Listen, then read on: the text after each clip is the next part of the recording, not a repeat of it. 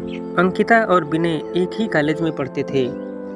दोनों की एक कॉमन फ्रेंड ने उनकी मुलाकात करवाई थी। पूरा ग्रुप साथ में घूमते फिरते खाते पीते रहते थे। पर अंकिता और विनय की नज़दीकियां बढ़ने लगी। देखते ही देखते उनको एक दूसरे से प्यार हो गया। अब वह दोनों अकेले वक्त बिताने लगे।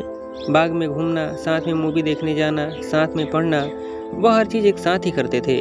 देखते ही देखते कॉलेज ख़त्म हो गया और उनका मिलना भी कम हो गया। एक बार अंकिता और विनय दोनों एक समुद्र के किनारे बैठे थे। अंकिता ने विनय से कहा, अब तो हमारी कॉलेज भी ख़त्म हो गई है, अब हम एक दूसरे के साथ वक्त कैसे बिताएंगे, और अब जल्द ही मेरे घर वाले मेरी शादी करवा देंगे। विनय ने उसका हाथ पकड़ते हुए कहा कि अंकिता तुम चिंता मत करो, मैंने एक दो कंपनी में अप्लाई कर दिया है, बस कुछ ही दिनों में मैं अच्छी नौकरी पर लग जाऊंगा, फिर हम दोनों अपने अपने घर में बता देंगे। 2 हफ्ते बाद ही विनय को अच्छी नौकरी कंपनी में मिल गई।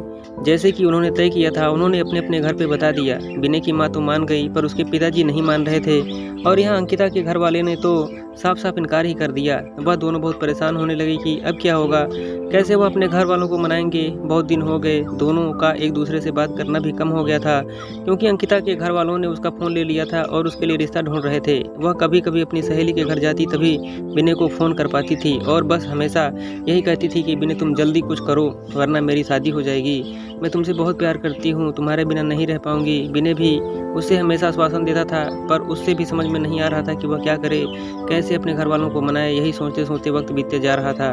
दोनों बहुत परेशान रहने लगे। विनय घर पे ना कुछ खाता ना बात करता, बस पूरा दिन शांत शांत रहता। यह देखकर उसकी माँ से रहा नहीं गया और उसने पति को समझाया कि मुझे मेरी बेटी की खुशी से बढ़कर कुछ नहीं है, और अगर उसकी शादी होगी तो अंकिता से ही होगी। आप कल ही उसके घर जाके उसके माँ बाप से बात करो। अगले दिन ही विनय के पापा अंकिता के घर गए और अंकिता के माँ बाप से बात की और उन्हें समझाया कि हमारे बच्चों की खुशी में ही हमारी खुशी होगी। मेरा बेटा एक अच्छा कंपनी में काम करता है, उसकी तनख्वाह भी अच्छी है, वो आपकी बेटी को खुश रखेगा। विनय के पिताजी की बात सुनकर अंकिता के माँ बाप मान गए और शादी के लिए राजी हो गए। विनय और अंकिता की शादी धूमधाम से हुई। दोनों बहुत खुशी थे। वह अपने हनीमून के लिए शिमला गए। हनीमून से लौटते वक्त विनय अपने काम पे लग गया। दोनों की ज़िंदगी बहुत खुशी से बीत रही थी। उनकी शादी को अब 2 साल होने वाला थे, पर उन्हें अभी तक बच्चा नहीं हुआ था। घर वाले रिश्तेदार सब अंकिता से हमेशा यही सवाल पूछते थे कि खुशखबरी कब दे रही हो, पर वो हमेशा मुस्कुराकर बात टाल देती थी। विनय और अंकिता भी बच्चा चाहते थे, पर उन्हें नहीं हो रहा था। बहुत डॉक्टरों को दिखाया, सब टेस्ट भी करवाया, लेकिन कुछ फ़ायदा नहीं हुआ। अंकिता की सास उसे बाबा के पास ले गई और वहाँ सिर्फ निराशा ही हाथ आई। अंकिता बहुत परेशान थी।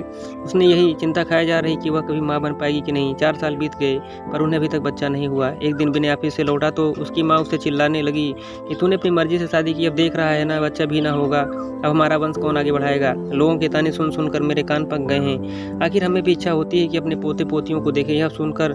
यह सब अंकिता सुन रही थी। विनय ने अपनी माँ को समझाया कि जरूरी नहीं कि आपकी बहू में ही कुछ कमी हो, मुझ में भी तो हो सकती है, आप शांत हो जाइए। जैसे तैसे उसने अपनी माँ को चुप करवाया और अपने रूम में चले गए।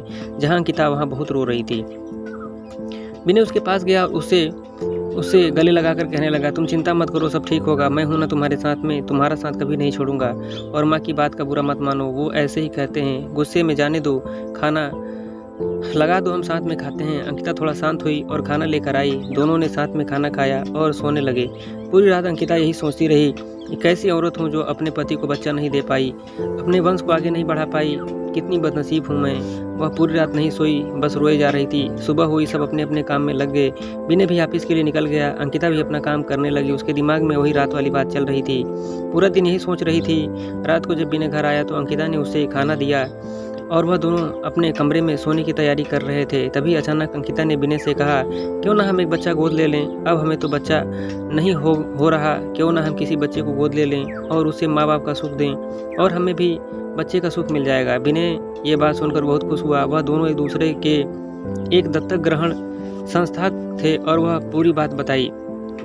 दत्तक ग्रहण संस्था वालों ने कहा कि आप एक फार्म भर दीजिए, बस जैसे तैसे जांच पड़ताल हो जाएगी, आपको फ़ोन जाएगा। उन्होंने फार्म भरा और एक आशा के साथ घर लौटे कि शायद अब उनकी परेशानी दूर हो जाएगी। 6 महीने हो गए, उनको कॉल नहीं आया। विनय जब वहां जाता तो लोग उससे एक ही जवाब देते थे, कॉल आ जाएगा, पर इंतजार की घड़ियां बढ़ती जा रही थीं। अब अंकिता की हिम्मत खा चुकी थी, वो पूरी तरह टूट चुकी थी। विनय भी आखिर कितना उसको समझा पाता, दोनों थक चुके थे, उन्हें अब कोई उम्मीद नहीं दिख रही थी, वह कभी माँ बाप बन पाएंगे। पर विनय ने अंकिता का साथ और कोशिश करना नहीं छोड़ा। वह हर 2 दिन में संस्थान जाता था। इंतजार करते करते 8 महीने हो गए और एक दिन अचानक विनय को कॉल आया कि आप दत्तक ग्रहण संस्था में आ जाएं, आपके लिए एक खुशखबर है। उसने तुरंत अंकिता को फ़ोन करके दत्तक ग्रहण संस्था आने के लिए कहा। दोनों वहां पहुंच गए। उन्हें पता चला कि उनको एक बेटी गोद दी जा रही है जो सिर्फ 5 महीने की है। विनय और अंकिता की खुशी का ठिकाना नहीं रहा। विनय तो खुशी के मारे वहीं नाचने लगा। वह दोनों उस बच्ची को लेकर घर आए। विनय की माँ ने उसका पूजा थाली से स्वागत किया। उन्होंने उसका थाली से स्वागत किया और उसका नाम किरण रखा। वह बहुत खुश थे, आखिर उन्हें अपनी बेटी जो मिल गई थी। वह अच्छे से खुशहाल ज़िंदगी जीने लगे। बस यही होता है प्यार, जो हर वक्त में तुम्हारा साथ दे और यकीन दिलाए कि हमारी परेशानियां हमसे छोटी हैं और हमें कभी अपनी ज़िंदगी में उम्मीद नहीं छोड़नी चाहिए। विश्वास हो तो हम सब कुछ भी पा सकते हैं। तो दोस्तों, मिलते हैं नई कहानी में।